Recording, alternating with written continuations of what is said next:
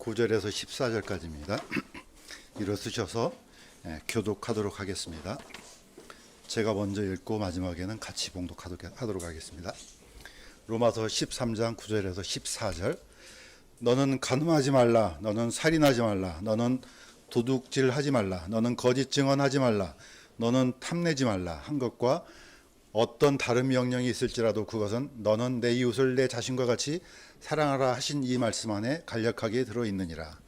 사랑은 자기 이웃에게 해를 끼치지 아니하나니 그러므로 사랑은 율법의 완성이니라. 또 때를 알거니와 지금이 우리가 잠에서 깨어야 할 바로 그때이니 이는 지금 우리의 구원이 우리가 믿었을 때보다 더 가까이 있기 때문이라. 밤이 많이 지나고 낮이 가까이 왔으니 그러므로 우리가 어둠의 행위를 벗어버리고 빛의 갑옷을 입자. 낮에 하듯이 우리가 정직하게 걸으며 흥청거리거나 술 취하지 말고 침실을 더럽히거나 방탕하지 말며 다투거나 시기하지 말자. 오직 너희는 주 예수 그리스도로 옷 입고 육신의 정욕을 채우기에 육신에게 기회를 주지 말라. 아멘. 잠시 기도드리겠습니다. 하나님 아버지, 우리가 생각하는 것보다 더 빠르고 더 혼란스럽고 더 앞을 알 수 없는 그런 시대가 계속해서 지금 이어지고 있습니다. 그러나 우리의 마음이 늘 광야에 서서 하나님의 말씀만 듣고 따라가는 저희들이 될 수 있도록 도와주시옵소서. 세상이 어떻게 변하고 또 어떻게 우리를 유혹한다 할지라도 하나님께서 약속하신 그 언약의 말씀만 믿고 쫓아가고 오직 하나님께만 예배드리는 그런 마음의 자세를 잃지 않도록 도와주시옵소서. 감사드리며 예수님의 이름으로 기도드립니다.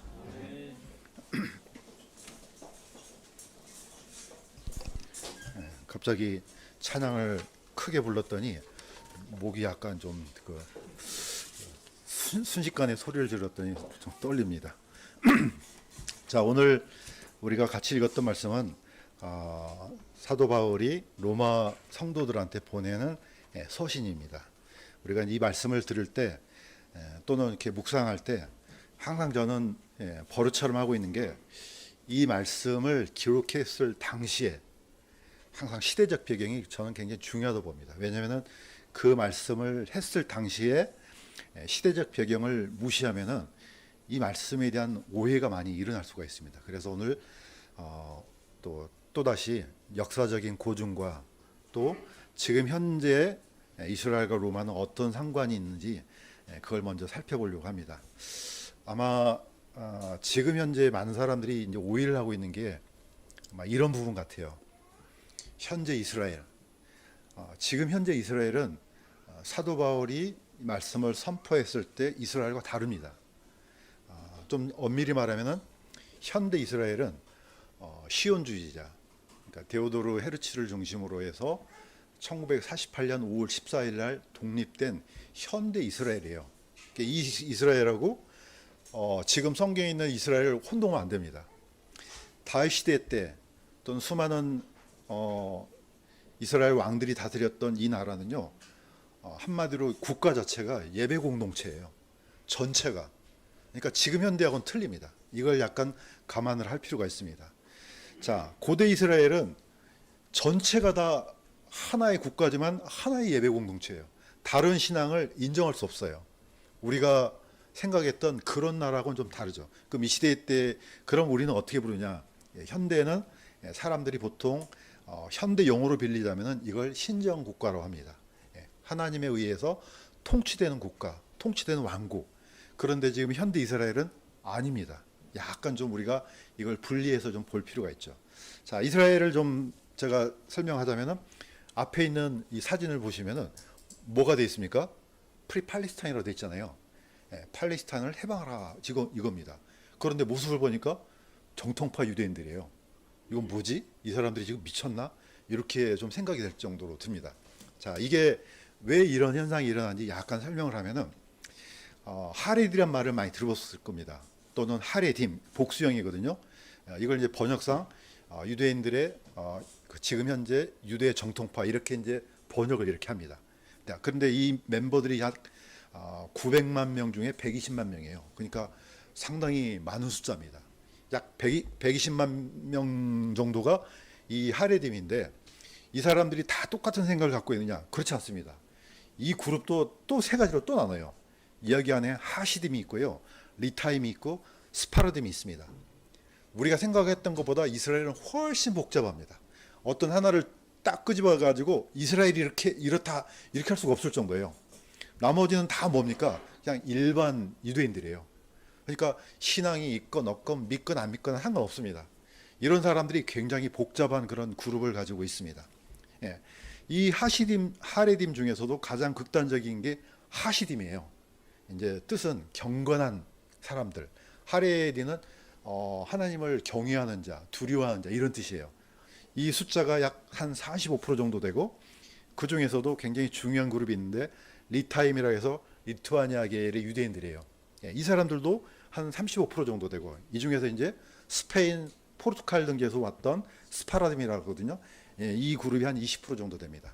자, 여기서 하시딤들은 대부분 아슈케나즘이에요. 그러니까 이 그룹들이 지금 이스라엘 안에 지금 복잡한 어떤 이렇게 얽혀 있어요. 그 중에서 이제 문제 삼는 그룹이 바로 하시딤 중에서도 아주 초극단적인 그룹들이 있어요. 한 10% 정도. 이 그룹들은 여자들이 결혼을 하잖아요. 머리를 다 밀어요. 그래갖고 수건을 쓰고 다녀요. 왜 그렇게 하느냐? 성경에도 없는 거거든요. 수건을 씌우면 오직 내 머리는 나의 남편만 볼 수 있다 해서 다 깎아버려요.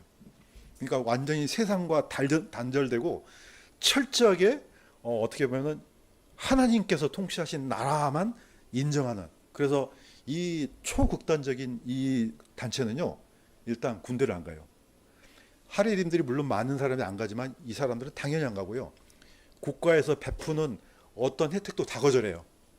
법원도 따로 만들어요. 그러니까 어떻게 보면은 국가 안에 새로운 국가가 하나 있는 거와 똑같습니다. 이 사람들의 그룹을 반시오니즘이라고 합니다.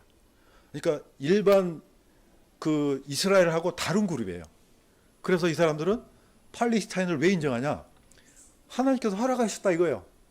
그러니까 어떻게 시온주의자들이 국가를 만들어 가지고 지금 하나님께서 지금 이 하나님의 섭리를 방해한 그룹이다. 이렇게 해서 굉장히 곤혹스럽게 합니다. 이런 그룹이 현재 이스라엘 안에 상당히 많은 숫자가 있습니다. 지금 그러니까 이스라엘은 우리가 생각했던 것보다 아주 복잡합니다. 자, 이 사람들에 대한 기치는 이거예요. 철저하게 하나님께서 다스린 나라, 오직 모세 율법으로 다스린 나라, 이 나라만 국가지 지금 아니라는 겁니다. 이걸 보면은 지금 이스라엘이 저 어떻게 처신을 할지 상당히 고민이 될 것 같아요. 이 사람들을 어떻게 감옥에다 가둘지 말지 아마 그럴 것 같아요.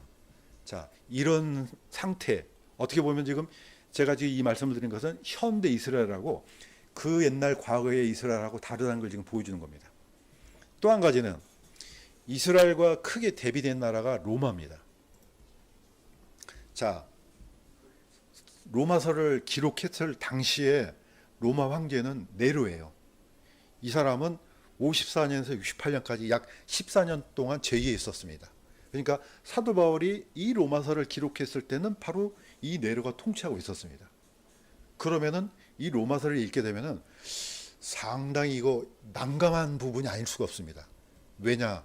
이런 기록이 있기 때문에 그렇습니다. 자, 보시겠습니다. 13장 1절에서 2절, 좀 길지만 같이 한번 읽어보도록 하겠습니다. 시작. 모두 너는 더 높은 권력에 복종할지니 하나님으로부터 나지 않은 권력이 없으며 이미 있는 권력들도 하나님께서 임명하셨느니라. 그러므로 누구든지 권력에 거역하는 자는 하나님의 규례를 거역하나니 거역하는 자들은 스스로 정죄를 받으리라. 이미 담임 목사님께서 한번 말씀하신 거예요. 이 말씀을 기록했을 때 황제가 누구냐? 네로예요. 이거 그러면 네로한테 복종하란 말이냐? 상당히 곤혹스럽죠. 그런데 맞아요. 자, 사도 바울이 이 말을 할 수 있는 것은 사도 바울의 위치 때문에 그렇습니다. 사도 바울은 유대인이에요. 동시에요. 로마인이에요. 둘 어떻게 보면 두 가지의 국적을 갖고 있는 사람이죠.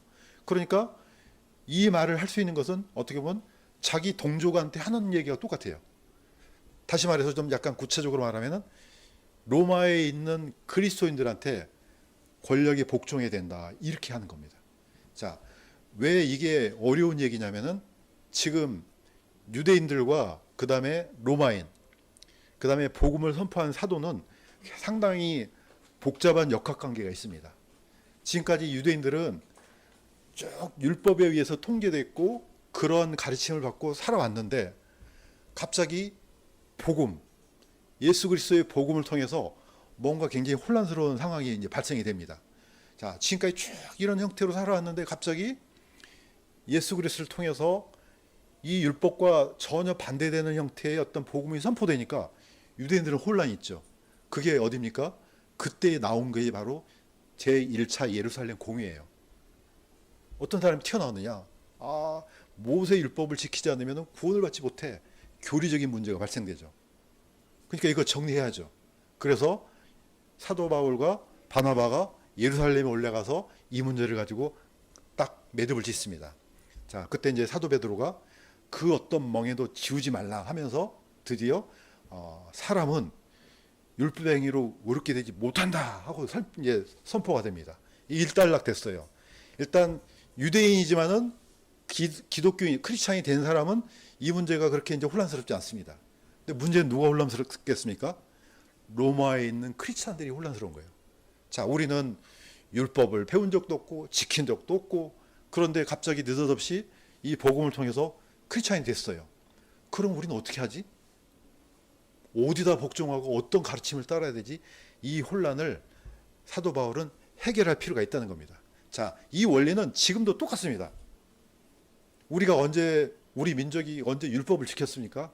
뭐 구약성경을 뭐 보고 보기나 했습니까? 아무런 상관도 없어요. 그런데 어느 날 갑자기 이 복음을 통해서 우리가 거듭났어요. 그러면 어떤 문제가 생깁니까? 그러면 세상 권력 어떻게 해야 되지? 세금 내야 되는데 어떻게 해야 되지? 굉장히 복잡한 문제가 생깁니다.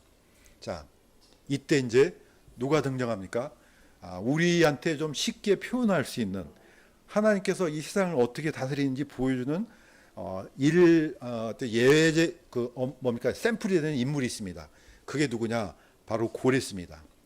에스라 1장 1절에서 3절 보면은 하나님과 페르시아의 권력자가 있습니다. 이거는 제가 읽겠습니다. 고레스 제1년에 주 하나님 하늘의 하나님께서 땅의 모든 왕국을 내게 주시고 또 내게 명하사 유다에 있는 예루살렘으로 올라가 주 이스라엘의 하나님의 집을 건축하라. 그분은 하나님이시요 그분의 집은 예루살렘에 있느니라. 자, 이 고레스는 누굽니까? 현대 지금 이란의 시조예요. 이란의 창시자예요. 이란 사람들이 이걸 알면은요 기가 막힐 거 아니에요? 물론 지금 현재 이란은 이슬람 국가이긴 하지만은 그 이전에 창시자가 고레스입니다. 고레스가 이런 말을 했다고? 이거는 상당히 쇼킹한 얘기예요. 이란 사람들이 이 성경을 알면요 기가 막힐 일이에요. 아니 우리의 시조가 이 페르시아의 시조가 이런 말을 했다고? 하나님을 인정하잖아요. 자, 하나님은요 어떤 사람도 다 쓰십니다. 우리는 하나님은 꼭 믿는 사람만 쓰고 이렇게 생각하잖아요. 하나님은 믿는 사람뿐만 아니고 믿지 않는 사람들 또 하나님을 섬기는 나라뿐만 아니라 섬기지 않는 나라들까지 다 통제하고 계십니다. 우리가 이걸 인정할 필요가 있습니다. 하나님은 좋은 것도 쓰시지만 나쁜 것도 쓰세요. 좋은 그릇도 쓰시고 나쁜 그릇도 쓰고 다 쓰셔요. 그러니까 우리는 딱 이거 한 가지만 생각해서 우리나라는 좋은 나라, 다른 나라는 나쁜 나라 약간 이분법적인 생각을 갖고 있는데 하나님은 더 넓습니다. 이게 바로 에스라 1장 1절에 3절에 나오는 페르시아의 관계입니다. 하나님은 심지어 고레스를 하나님의 도구라고 했습니다. 그러니까 세상에 모든 국가가 있지만은 누구 손 안에 있습니까? 하나님의 손 안에 있습니다. 다 모든 게. 그러므로 우리는 세상에 보면 저 악한 나라를 왜 살려두지? 저 공산당을 왜 가만 놔두지? 다 쓸어버리고 없애버리지? 다 하나님의 뜻에 다 있는 겁니다. 우리가 생각했을 때 저건 없애버리고 저건 살려두고 이렇게 하면 좋은데 하나님은 그렇지 않습니다. 모든 것들이 다 하나님의 섭리 가운데 존재한다는 것을 우리가 인정할 필요가 있습니다. 자, 그래서 사도 바울은 더 구체적으로 얘기합니다. 그러면 하나님과 로마의 치리자는 어떤 관계냐? 저 사람들은 하나님 믿지도 않는데. 그런데 이렇게 얘기합니다. 자, 이것도 같이 한번 읽겠습니다. 시작. 네가 권력을 두려워하지 아니하려느냐. 그가 헛되이 칼을 차지 아니하나니 그는 하나님의 사역자요 보복하는 자로서 악을 행하는 자에게 진노를 집행하느니라. 그러므로 너희는 진노 때문만이 아니라 양심을 위해서도 반드시 복종해야 하느니라. 이 서신을 받아들었던 어떻게 보면 로마 크리스찬들은 대단히 혼란스러웠을 거예요. 아니 저런 악한 왕한테, 하나님을 믿지도 않고 존중하지도 않는 저 왕한테 아니 복종하라는 말인가? 그런데 그렇게 하래요. 왜 그러느냐? 그가 헛되이 칼을 차지 아니하나니 그는 심지어 어떻게 합니까? 하나님의 사역자예요. 이렇게 합니다. 뭐 이 사람이 막 복음을 들고 뭡니까 하나님을 외치고 이런 사람이겠습니까? 도구란 뜻입니다. 도구. 하나님께서 비록 이방 제국이지만은 이방 제국 안에서도 이런 질서를 주신 것은 하나님의 손안에 있기 때문에 그렇습니다.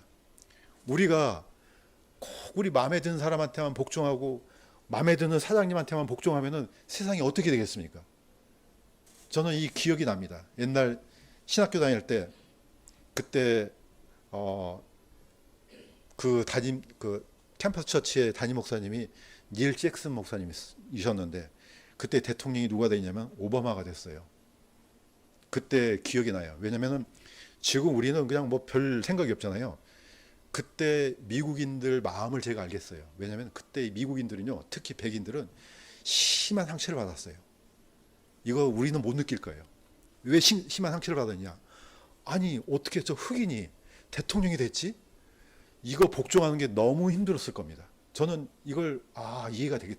왜냐면 그 옛날 저기 농장에서 일하는 그 후손이 지금 대통령이 돼가지고 이 권력을 갖고 있어요. 그때 그분이 했던 말들이 이 내용 갖고 얘기를 했어요. 비록 우리가 마음에 들지 않더라도 일단 세워졌기 때문에 복종해야 된다. 이런 말을 했어요.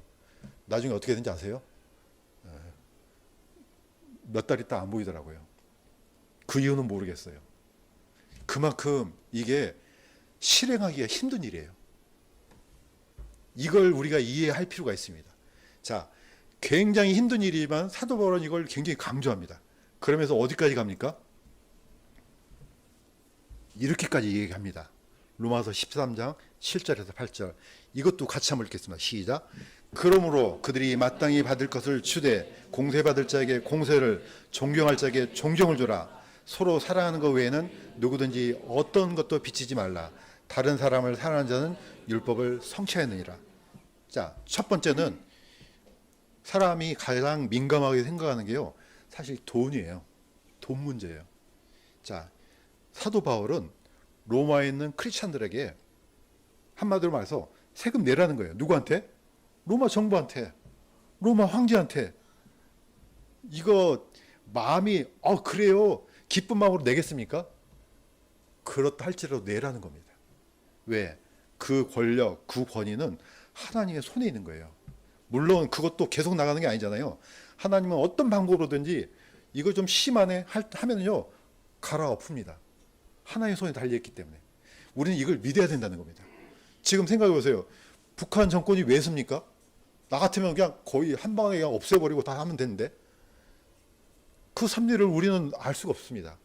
그렇지만은 하나님의 뜻 가운데 뭔가 뜻이 있기 때문에 남겨두지 않았나, 우리는 그냥 이렇게 이해할 수밖에 없는 겁니다. 로마에 있는 크리스찬들도 똑같습니다.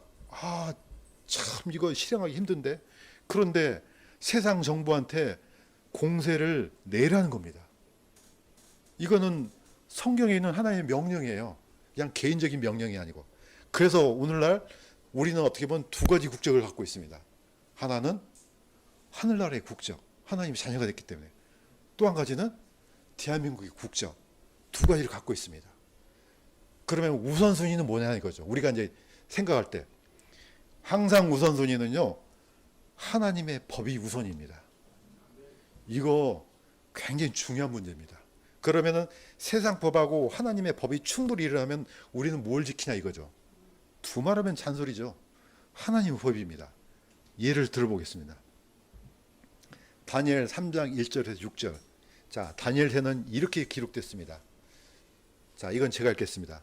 느부갓네살 왕이 금으로 한 형상을 만들었는데 그것을 바빌론 지방의 두라 평야에 세웠더라.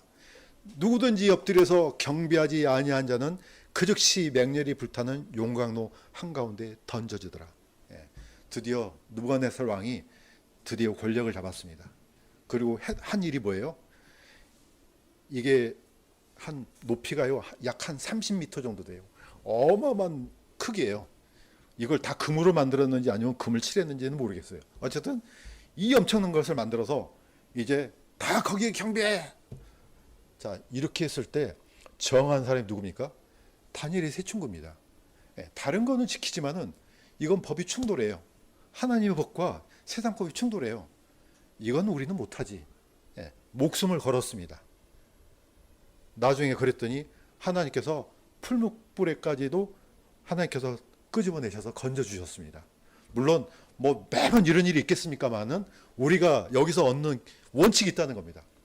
세상 법하고 하나님 법이 충돌하면 어떻게 하냐 이거죠. 이런 일들이 이때만 있습니까? 아닙니다. 앞으로도 있고 우리가 알 수 없는 그 과거에도 있었습니다. 옛날에 일제시대 때 신사참배 우리 다 기억하잖아요. 우리는 이런 경험을 겪지 않았지만 그때 어떻습니까? 이 시대가 다르지만 동일한 겁니다. 그때 많은 사람들이 어떻습니까? 아이 그게 무슨 그 우상숭배야. 그냥 예를 갖추는 거지. 그러나 이거는 아니다. 당당하게 이거는 우상숭배고 하나님의 주권을 무너뜨린 거야. 이렇게 해서 순교한 사람들 우리 알잖아요. 예, 시대는 바뀌었지만요. 얼마든지 계속해서 일어날 수 있는 일이에요. 그럼 앞으로는요. 앞으로도 그럴 겁니다. 하나님의 말씀과 세상 권력이 충돌을 하는 일이 앞으로 일어날 겁니다. 계시록 13장 15절에서 17절.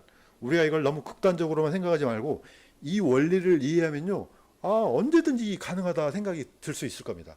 같이 한번 읽겠습니다. 시작. 그가 그 짐승에게 말도 하게 하고 그 짐승의 형상에게 경배하려 하지 아니한 자들은 다 죽이게 하더라. 그가 모든 자 오른손 안에나 이마 안에 표를 받게 하고 그 표나 그 짐승의 이름이나 그 이름의 수를 가진 자에는 아무도 사거나 팔지 못하게 하더라. 물론 이 말씀에 대해서 주장하는 바가 많이 다릅니다. 어떤 분들은 아 이거 그 로마 시대 때 일어났던 일이야. 또 너무 극단적인 사람들은 아 이거 바코드야. 우리는 알 수 없지만은 이런 시대가 분명히 일어날 거라는 생각도 해요. 지금 되어가는 시대를 보세요. 지금 화두가 뭡니까? AI예요. 휴머노이드 로봇입니다. 엄청나게 빠른 속도로 지금 가고 있어요. 여기에 거의 올인하다시피 하는 나라가 어디입니까? 중국이에요. 일반 사람들의 이 인력으로는요 세상 통제가 안 됩니다. 그런데 뭘로 하면 됩니까? AI로는 가능해요. 우리의 모든 세금 내는 것뿐만 아니고 뭐 하는 거, 뭐 매매하는 거, 장사하는 거 모든 것들 다 통제되는 사회가 점점점 가까이 오고 있습니다. 옛날에는 이런 시대를 전혀 예측을 못했기 때문에 아 이건 과거로 돌렸어요. 근데 제가 보니까 어쩌면은 언젠지는 모르겠지만은 그런 날이 오겠구나 생각이 들어요. 그러면 이때 물론 언제는 모르겠어요. 크리스찬들이 이 시대가 오기 전에 들림 받게 될지 아니면 이 시대를 통과하게 될지 그건 모르겠어요. 그러나 하나님께서 이 말씀을 주신 것은 우리한테 원리를 주신 거예요. 자, 이럴 때 어떻게 하겠냐 이거예요. 분명히 이렇게 됐어요. 그가 적글써요.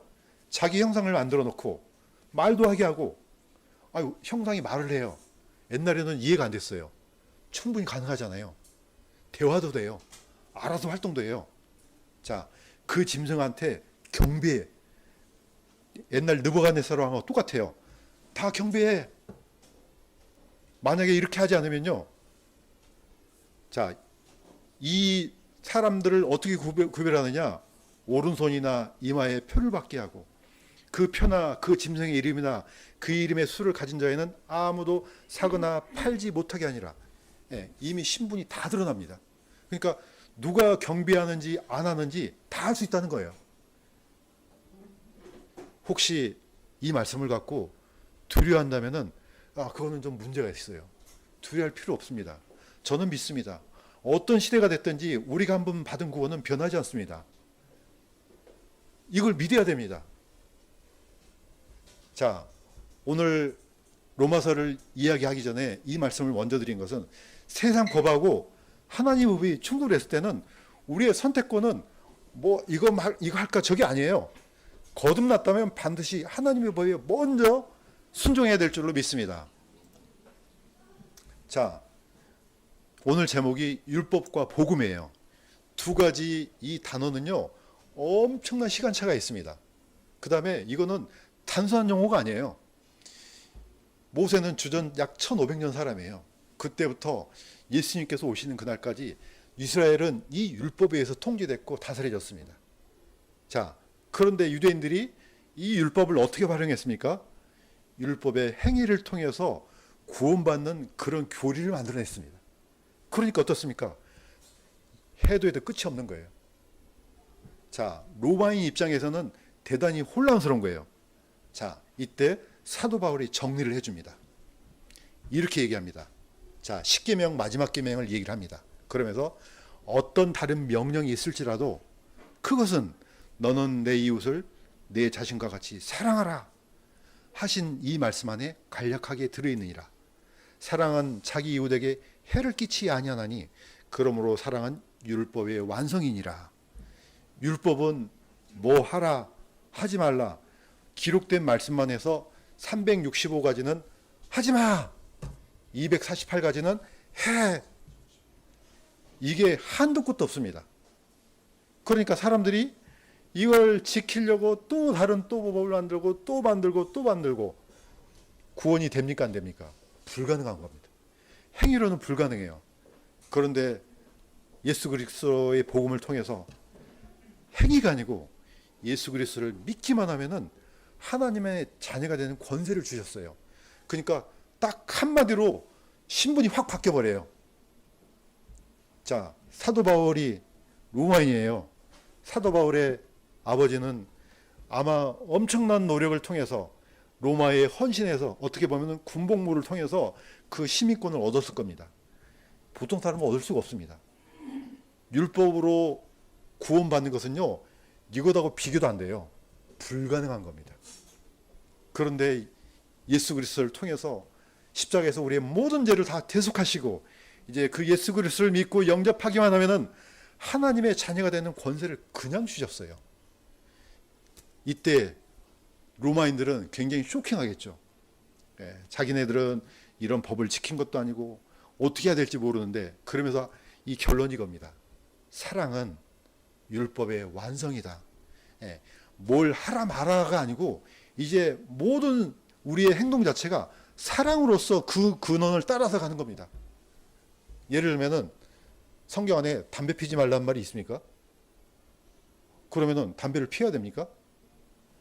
이게 바로 사랑의 법이에요. 무슨 뜻이냐? 그걸 피는 모습을 다른 그리스도인이나 연약한 사람이 봐요. 그럼 어떻습니까? 그럼 사랑이 아니죠.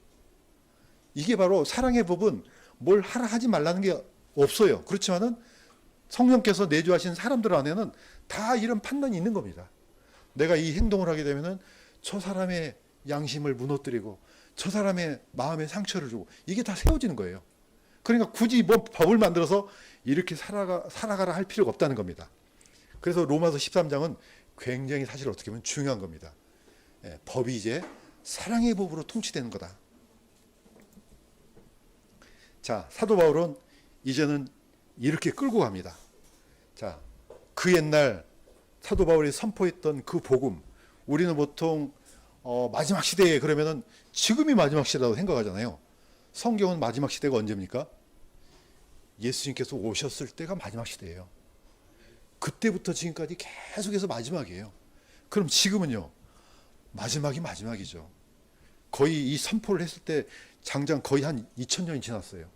그러면은 두말할 필요도 없습니다. 자, 로마서 13장 11절에서 12절 같이 한번 읽겠습니다. 시작. 때를 알거니와 지금이 우리가 잠에서 깨야 바로 그때이니 이는 지금 우리의 구원이 우리가 믿었을 때보다 더 가까이 있기 때문이라. 밤이 많이 지나고 낮이 가까이 왔으니 그러므로 우리가 어둠의 행위를 벗어버리고 빛의 갑옷을 입자. 사도 바울이 이 이 서신을 기록했을 때 로마에 있는 크리스찬들은 전부 다 그때가 진짜 마지막인 걸로 생각했을 것입니다. 저는 그게 타당하다고 봅니다. 그렇게 살아야 돼요. 비록 우리 시대가 지나서 한참 후에 온다 할지라도 우리는 어떻게 생각해야 되냐? 지금이 마지막 중에 마지막이라고 생각해야지 그게 우리한테 도움이 됩니다. 아니야. 한참 아직 멀었어. 아닙니다. 언제 오실지 몰라요. 지금 오셔도 하나도 이상하지 않은 그런 때입니다. 사도 바울은 이 로마에 있는 크리스찬들을 깨워야 돼요. 예, 그때는 진짜 그러셨거든요. 자, 사도 바울은 이 로마 대화제가 주후 64년에 일어났어요. 사실 그 사건 이후로 로마에 있는 크리스찬들이 많이 죽었어요. 이때 죽은 사람이 누굽니까? 예, 베드로, 사도 바울, 수많은 그리스도인들, 로마에 있는 크리스찬들이 많이 죽었어요. 그러면 그때 그리스도인들도 똑같이 생각했겠죠. 아, 주여 주께서 오실 때가 가까이 왔구나. 깨어 있었습니다. 이 말씀을 우리하고 비교했을 때, 아이 그때도 그랬는데 아직 아니겠지. 그러면은요, 이거 큰일 납니다. 지금도 똑같습니다. 그래서 우리는 지금 곧 마음의 준비를 하고 예수님께서 곧 오시니까 우리 스스로를 깨야 될 줄로 믿습니다. 자, 마무리하겠습니다. 그리스도인의 삶의 방식이 어떻게 해야 되느냐? 사도 바울은 뭐 복잡한 얘기 한 게 아닙니다. 아주 간단하고 강력한 얘기를 합니다. 자, 로마서 13장 13절에서 14절 같이 한번 읽겠습니다. 시작. 낮에 하듯이 우리가 정직하게 걸으며 흥청거리거나 술 취하지 말고 침실을 더럽히거나 방탕하지 말며 다투거나 시기하지 말자. 오직 너희는 주 예수 그리스도로 옷 입고 육신의 정욕을 채우기에 육신에게 기회를 주지 말자. 우리가 적극적인 것이 있고 약간 소극적인 것이 있어요. 두 가지 다 필요합니다. 자, 이 말씀을 육체에게 기회를 주지 말라. 이거는 소극적인 거예요. 자, 물론 적극적인 것은 우리가 적극적으로 하나님을 섬기고 이런 것도 있지만요. 그 반대되는 것도 있어요. 저는 이 말이 굉장히 중요하다고 봅니다. 기회를 주지 말라. 밑에 있는 그림은요. 유대인들이 유월절을 지키기 위해서 뭔가를 태우는 그 장면이에요. 유대인들은 1년 중에 딱 한 번 유월절을 지키기 위해서 뭘 태웁니까? 누룩을 다 태워요. 누룩뿐만이 아니에요. 집안에 있는 각종 더러운 쓰레기들, 심지어 더러운 책들 이런 거 다 여기서 다 태워요. 이거는 굉장히 좋은 것 같아요. 그러니까 1년 중에 대청소를 언제 하느냐? 이때예요. 이거는 물리적인 거지만은 영적인 면도 있어요. 유대인들은 이때 대청소를 하고 집안 청소하고 혹시라도 집안에 부패되는 것들 다 모아서 여기서 태웁니다. 그러니까 유대인들은 중세시대 때 그 엄청난 뭐죠? 거기 패스트 저기 뭡니까? 갑자기 한국말로 생각이 안 나네요. 수많은 질병이 유럽을 휩쓸었을 때 많은 사람들이 유대인들 중에 살아남은 사람이 많았어요. 그 중에 하나가 뭡니까? 이것 때문이에요. 정결례. 끊임없이 집안을 청소하고 정결하게 합니다. 그러니까 부패하는 것들, 전염병이 퍼지는 게 막을 수 있었습니다. 이걸 영적으로 그대로 가져오면 좋습니다. 혹시 우리의 마음을 낙담하게 하거나 또 하나님의 말씀을 멀어지게 하거나 또 우리의 육신에게 기회를 줘서 우리를 타락하게 만드는 것들, 그 주변에 있는 것들을 치워버리잖아요. 그러면 아무래도 죄를 좀 덜 짓겠죠. 우리가 해야 되는 것들 중에 하나가 바로 이런 겁니다. 물론 우리가 정직하게 걷고 술 취하지 않고 방탕하지 않고 하는 것도 좋지만은 우리의 연약한 육신을 넘어뜨리게 하는 것을 치워버리는 게 굉장히 중요한 겁니다. 오늘 이 시간 우리가 세상에 나가서 얼마든지 우리의 육신을 위해서 즐길 수 있는 것을 그걸 버리고 예배에 참석하잖아요. 그럼 뭐가 줄어듭니까? 아무래도 죄를 지을 수 있는 시간이 줄어들겠죠. 이게 이런 효과도 있다는 겁니다. 이 시간 만약에 예배 안 드리고 세상에 있으면 뭐 하겠습니까? TV 보거나 친구들하고 놀거나 뭐 어디 가거나 뭐 하지 그때 집에서 예배 드리겠습니까? 아니라는 겁니다. 자, 그러므로 우리는 오늘 사도 바울이 로마서 13장에서 했던 이 말씀들을 묵상하면서 지금 이 시대가 어떤 시대인지 우리 스스로 깨닫고 우리가 하나님을 향해서 적극적으로 예배드리고 또 세상을 향해서는 우리의 연약한 육체에게 기회를 주지 않는 그런 지혜로운 생활을 할 줄로 믿습니다. 그렇게 해서 우리가 하나님을 섬기다가 주님을 기쁘게 맞이하는 그런 우리 성도들이 될 수 있도록 주님의 이름으로 간구드립니다.